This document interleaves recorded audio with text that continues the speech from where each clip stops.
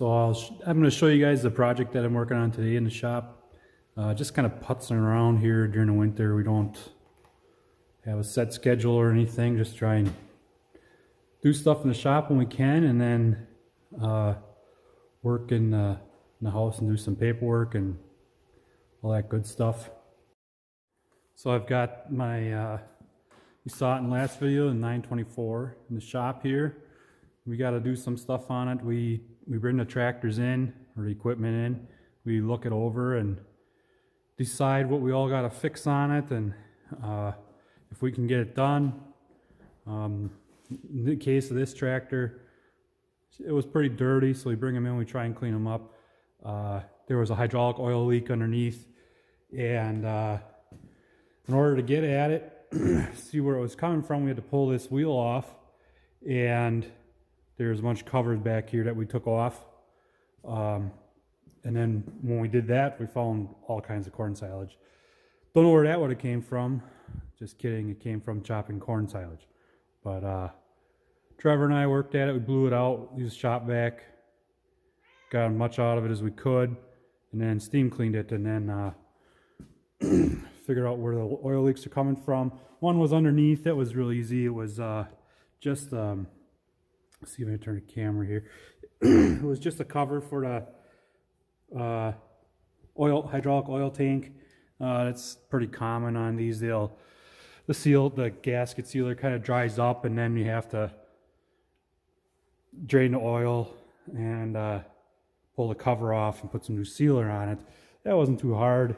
It's just you want to make sure you have your filters and stuff here when you drain it out so you can get stuff put back in. The other leak is up underneath the cab here, and it's power steering line. One of these lines up in here, and I'm not quite sure how I'm going to get at it. I think I got to lift the cab up to get at it, and I've never had to do that on these tractors yet. So trying to figure that out. We changed the engine oil in it already, changed the hydraulic oil because we drained that tank out anyhow. And then in the front here, we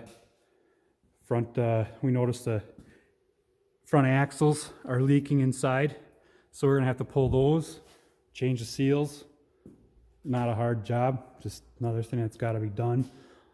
Need new hood shocks because we typically don't want to use blocks of wood to support our hood if we don't have to, but in this case we did. Clean the inside out, and we'll wax and polish it. It's always something for the guys to do. Trevor will do that. To change some mirrors, got busted from all the mud this last fall. Some brackets are bent up. This one was bent. Went and bent that back, and the shield is busted, so we'll have to fix that. And then yeah, we just kind of go through them, see what they all need, try and address everything that we can. Getting kind of close to it here, but I'll show you the cab. It's filthy yet. Needs a good cleaning. Floor is all dirty. Seat's dirty. Not that bad, but it's gonna get better.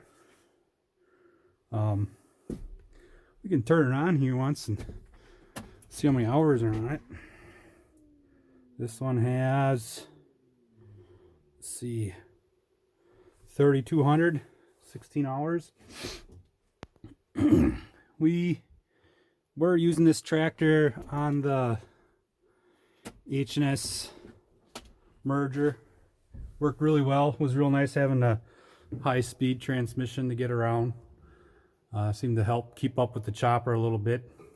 Much nicer ride. Yeah. So that's what we're going to work on.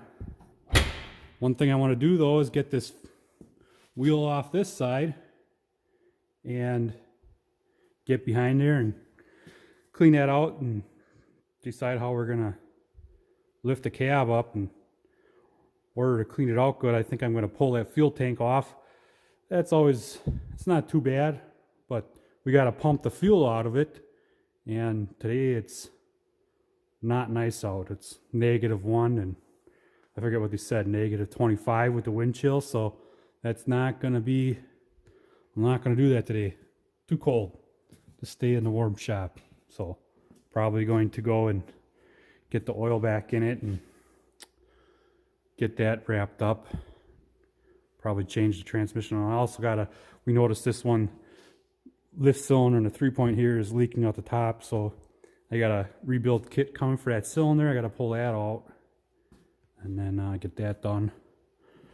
And we got Dad's project over here, little International that he bought, putzing with, but he's gone today.